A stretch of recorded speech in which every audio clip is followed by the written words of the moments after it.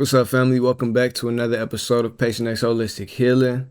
We talk about the mental, spiritual, and physical sides of healing, right? Today's video, we're going to talk about love. Feel me? I'm just going off the dome. Usually I write notes, but we're just going to get right into it because I've been talking about this topic lately on social media, talking about this everywhere, really.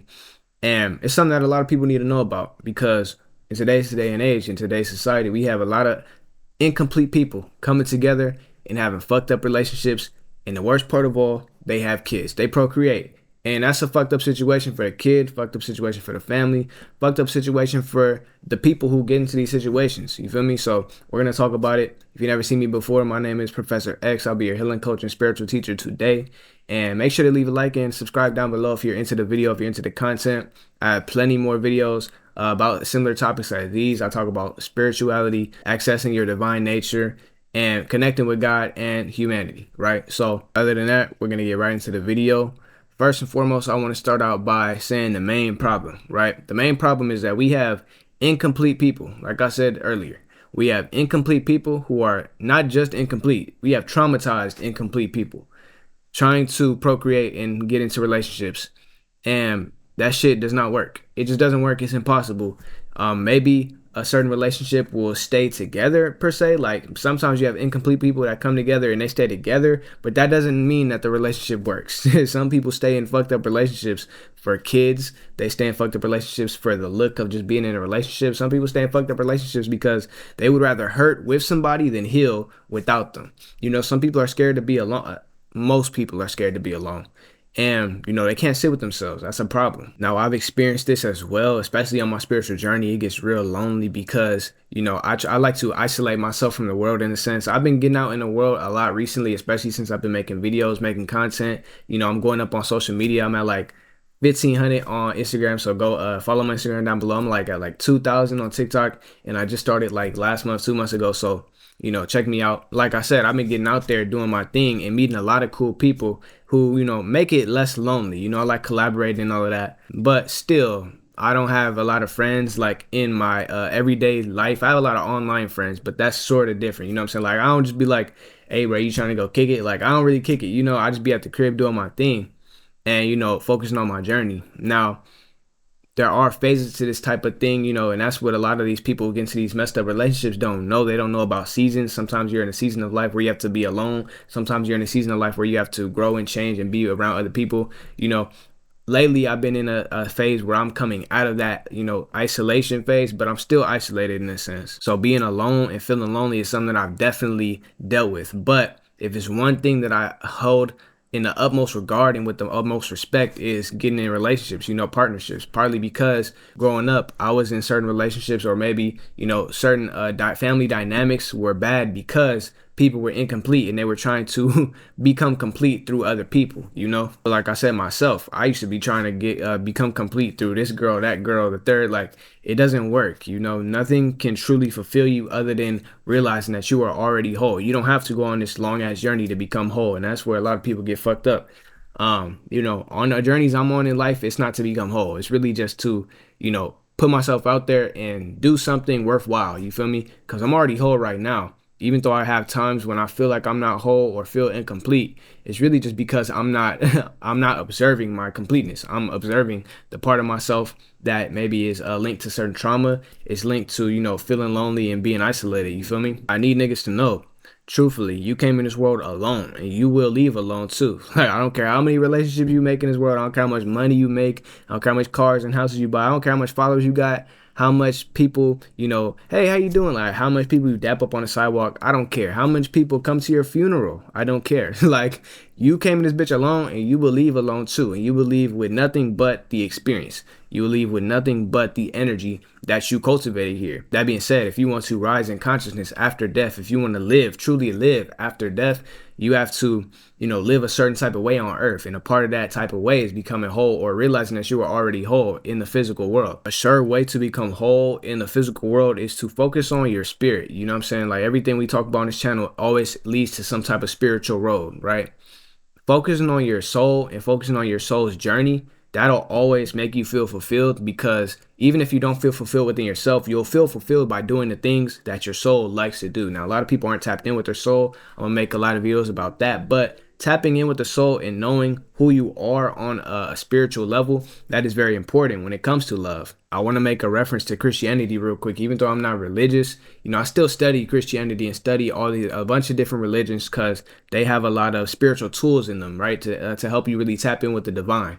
What I want to mention is a verse. I don't know what verse it is. It's something Jesus said in the Bible. I'm not gonna quote exactly what it was, but he said something along the lines of, "To get to the Father, you have to get through me." And I truly 100% believe that, even though I don't worship Jesus. Like, what Jesus represented, what Christ, the concept of Christ consciousness represents, being love, being, full and complete, and sharing your wholeness with everybody else, with the world, that's truth. And you cannot get to the kingdom of heaven. You cannot rise in consciousness without, realizing that unconditional love within yourself. Going into this next segment, I talked about the problem already. I kind of want to bring closure to the problem and show people the right way to go about love and relationships, right? Unification.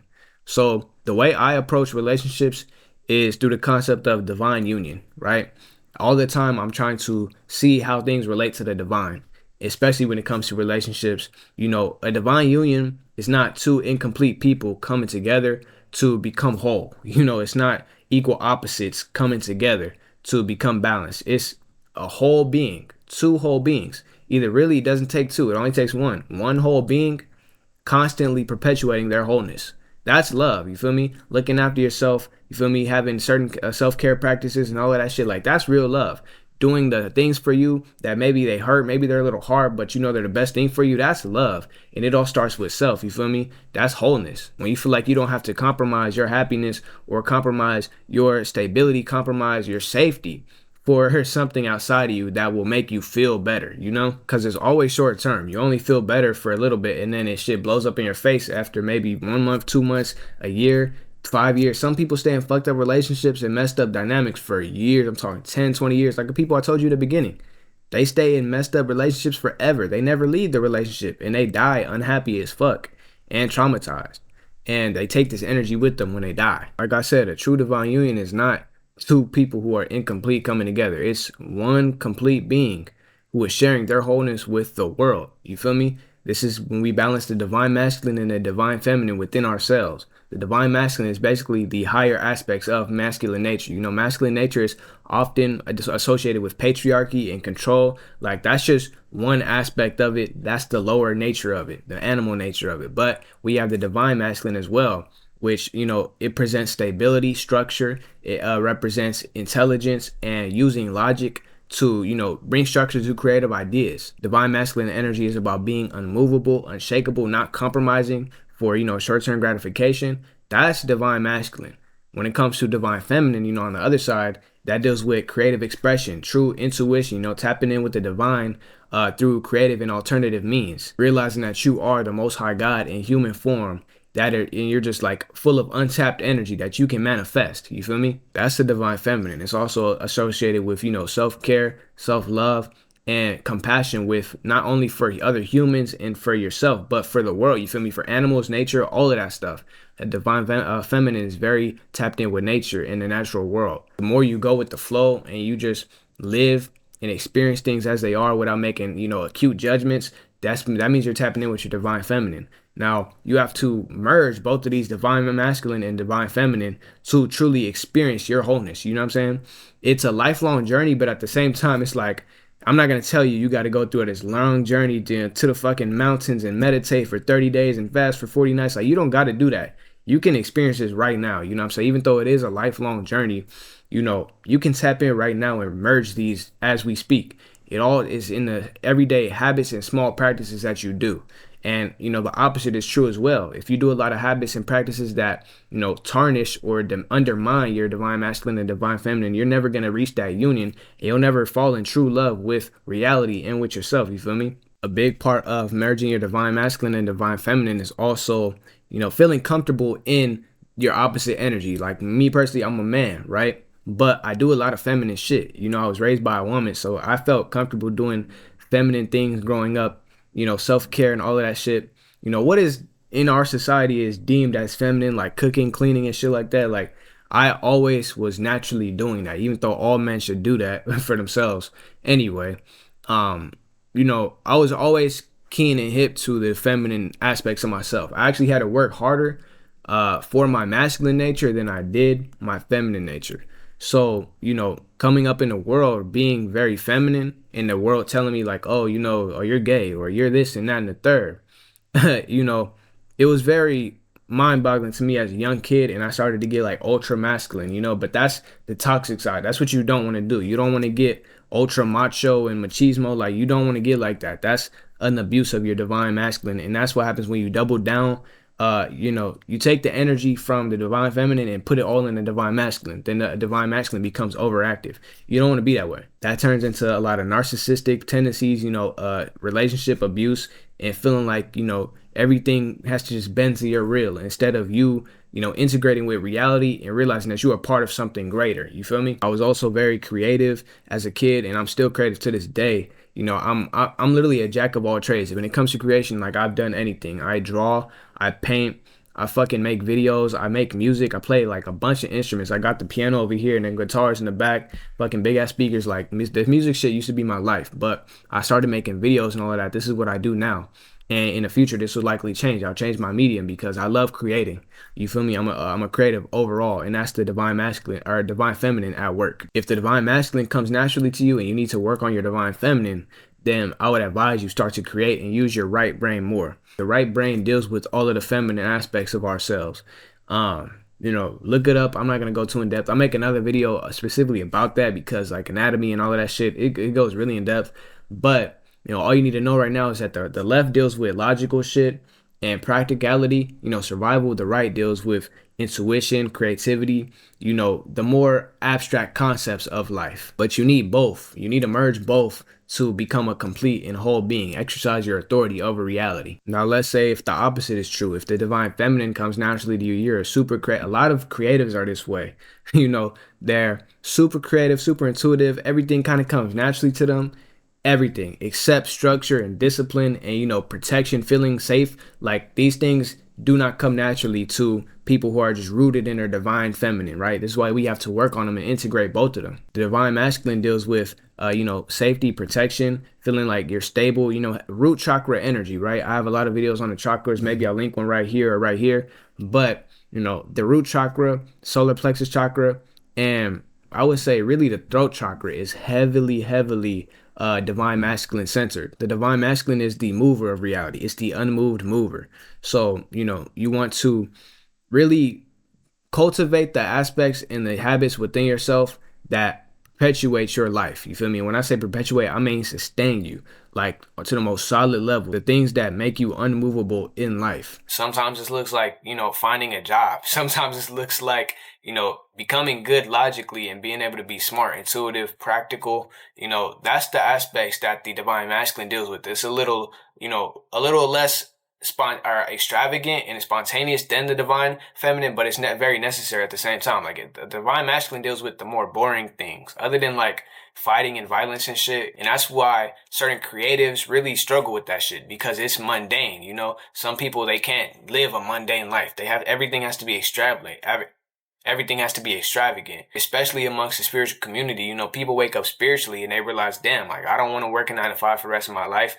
I don't want to, be a 9 to 5 slave and, live a normal life. And that's because they started awakening to their divine feminine nature. But you got to counteract that with the divine masculine and realize, okay, well, I need to support myself right now. And I need to, find safety. I need to become immovable. So you need to plant yourself and take one step at a time towards, grounding and manifesting your divine feminine desires. That's something that I struggle with as well, because, like I told you, growing up, I was super divine feminine out, but my divine masculine needed work. You know what I'm saying? Like, I'm not going to hold you. Like, and I got a lot of stories on this channel about this, but I want to disrespect myself and say that I was a bitch, but I don't really like that term, especially in relation to myself. So I'm not going to use it. But, I was not the most masculine person growing up. That's partly because, I didn't have a father in my life when I was young. That, like, initial imprint really shaped the trajectory of my life. But it's something that I had to learn how to be and how to do, how to express later in life, like towards my teenage and adult years. I would say right now I'm the most rooted in my divine masculine that I've ever been. And it works. It balances things out. It makes things attainable. It makes things practical. You feel me? Like you cannot live your feminine desires without a divine masculine to ground that into reality. But going back to the initial topic, hopefully you guys can see how the divine masculine and feminine work together to manifest wholeness and exercise their will over reality, right? You need both. The main point I was trying to make with that is that you need to become whole or realize that you were already whole to get into a relationship. Imagine a relationship where, you have a divine masculine and a divine feminine that come together and they live, love, learn, grow, but they build a relationship where they need each other. You feel me? Like the divine masculine needs the divine feminine. So it's like they become codependent. That's not really the relationship that you want to get into, even though that is like a better scenario than the next scenarios that I'm going to mention.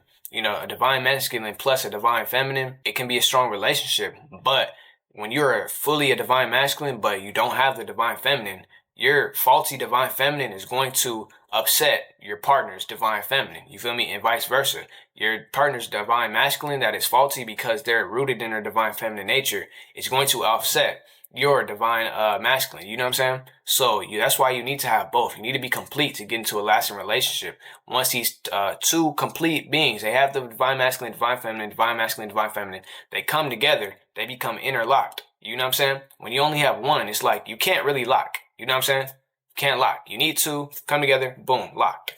I like that representation. But then you have the super toxic couples that get together. They don't have either, bro. They just fucking fighting. You know what I'm saying? Like, you don't want to be that way. That's trash. These are the relationships, they fucking never last, or like I told you, they last for fucking ever, and it's misery. It's terrible. We all know somebody, bro. Maybe it's like a grandparent or an elderly auntie, uncle in the family. Like, they stayed in a fucked up relationship for a long time, likely for some kids. And, if they would have just loved themselves initially and realized, hey, maybe we don't really go together that well, or maybe, we need to become whole before we have kids, then their life wouldn't be so fucked up. But now their life is fucked up and they're misery. They're fucking, what's the word? Miserable. That's the word. But, hopefully you guys can see how the good and bad aspects of these can manifest and come together to create either a recipe for success or a concoction for fucking I was about to say some funny shit. But that's pretty much it for today's video, man. Hopefully you guys enjoyed. I try to keep it very concise. I like the longer vids, but them joints be taking a lot of editing work. I'm not gonna lie, bro. I don't have as much time to make videos as I used to. I'm sure you could see all the day ones. No, like I used to be pumping out like 2-3 videos a day. I will upload like 3 times a week, have 3 videos filmed every day. And boom, boom, boom, boom, boom. But I'm in school right now, so I gotta take it a little slower. I'm doing like 1 vid a week. I'm gonna try and get back to 2 for y'all. But I'm in nursing, so it's a lot of work going on. But like I said, man, that's it for today's video. If you have anything to add to the conversation, please leave it down below in the comment section. I love to have debates and conversations where we can expand on a topic. Maybe you didn't understand something, please ask me a question. That's where we can, grow and enrich the community in the comment section. If you enjoyed the video, please like, subscribe, follow your boy. We've been coming up. Last month we had like 100 subscribers. Now we got like 300. So we're really coming up, family. We're going to the moon, to the stars. If it gives you the option to, please hype up the video. That boosts me in the algorithm and shows me to a new audience that can become a part of our family. And with that being said, my name is Professor X. Thank you for watching Patient X Holistic Healing, and I'm going to catch y'all later. Peace.